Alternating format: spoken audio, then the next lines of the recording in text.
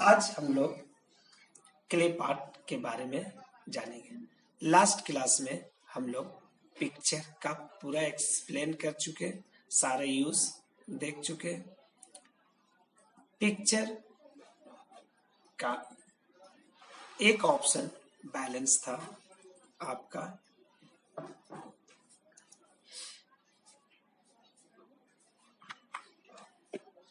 Picture का एक option last class में आपका बैलेंस था जो हम पूरा करने वाले हैं।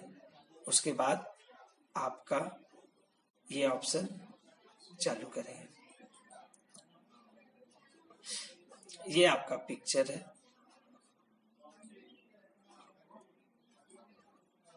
लास्ट क्लास में हम लोग पोजीशन तक कर चुके हैं। Bring to front, send to back, ये सब ऑप्शन आज हम लोग करने वाले हैं। ब्रिंग टू फ्रंट एक्टिव नहीं है और सेंड टू बैक ये हम लोगों का एक्टिव नहीं है। सबसे पहले ये एक्टिव करने का प्रोसेस हम लोग को जानना है।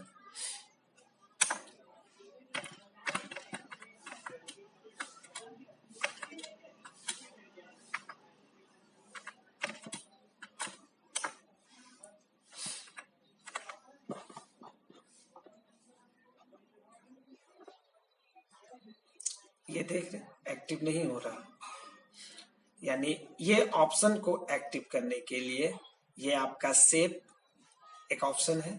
शेप के अंदर बहुत सारा डिजाइन आकृति दिया गया है। आप चाहे तो इस तरीके से ले सकते हैं। आप ये आकृति को ये क्लिक किए, आप उसके अंदर आप कलर भर सकते हैं। ये आपका हुआ।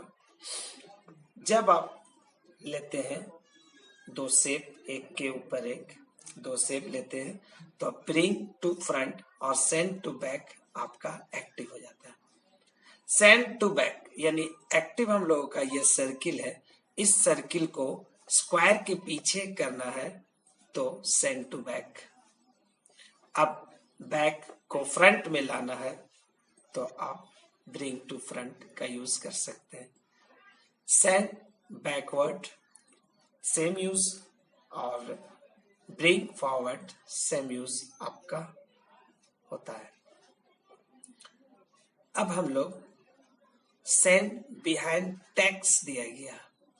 टेक्स्ट का मतलब हम लोग पहले जान चुके हैं, यानी टेक्स्ट का मीनिंग होता है कुछ टाइप किया हुआ फॉन्ट को हम लोग बोलते हैं।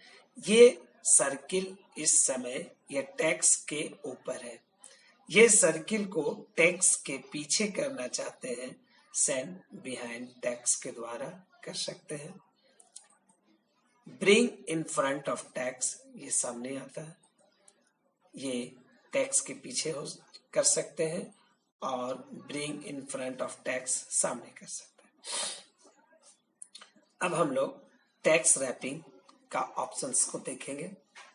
Inline with text, inline with text का मतलब ये सर्किल यानी कि ये शेप के अंतिम छोर से आपका टेक्स्ट चालू होगा।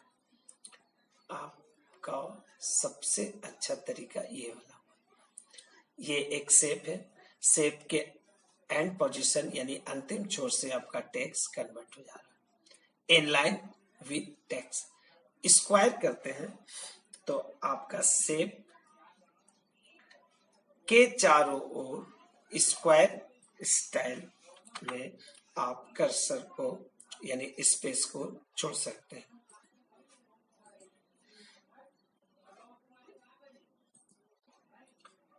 स्क्वायर, स्क्वायर में देख रहे हैं ये आपका शेप है।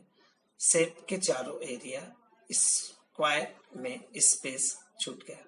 टाइट करने पर ये शेप के स्पेस को छोड़ सकते हैं, सिर्फ शेप के स्पेस को छोड़ सकते हैं। टाइट और थ्रो से, टाइट और थ्रो का यूज सेम आप कर सकते हैं।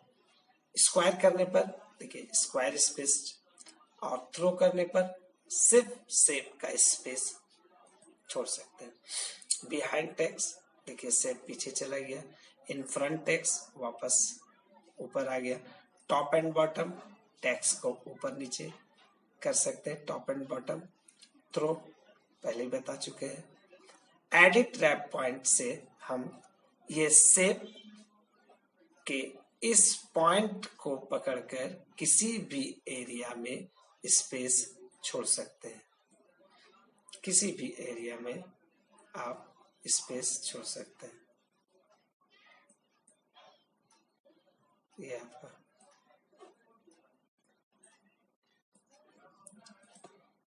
Edit point. मोर लेआउट सेम ऑप्शन बाहर में जो दिया गया है इसको अप्लाई आप कर सकते हैं। ये आपका ऑप्शन। अलाइन पोजीशन में हम लोग देखे हैं कि आपका ये पोजीशन में देखे थे हम लोग कि जिस ऑप्शन में जा रहे ऑब्जेक्ट पेपर के उसी एरिया में ऑटोमेटिक कन्वर्ट हो जा रहा, शिफ्ट हो जा रहा, ये हम लोग देख रहे हैं। अलाइन के अंदर में ऑप्शन के अनुसार ऑब्जेक्ट को कन्वर्ट करा सकते हैं, मूव करा सकते हैं। फॉर एग्जाम्पल ये मिडिल करते हैं तो पेपर के मिडिल एरिया में ऑब्जेक्ट मूव करेगा। लेफ्ट करते हैं, लेफ्ट चला गया, राइट करते हैं, राइट चला गया, सेंटर, ये आप टॉप करते हैं, बॉटम, ये आपका ऑप्शन के अनुसार ऑब्जेक्ट को मूव करा सकते हैं। डिस्ट्रीब्यूट हॉरिजॉन्टल, आपका ये ऑप्शन डिस्ट्रीब्यूट हॉरिजॉन्टल में ऑब्जेक्ट हॉरिजॉन्टल स्टाइल में मूव होगा और डिस्ट्रीब्यूट वर्टिकल में वर्टिकल स्टाइल में मूव होगा। ये आपका दो ऑप्शन।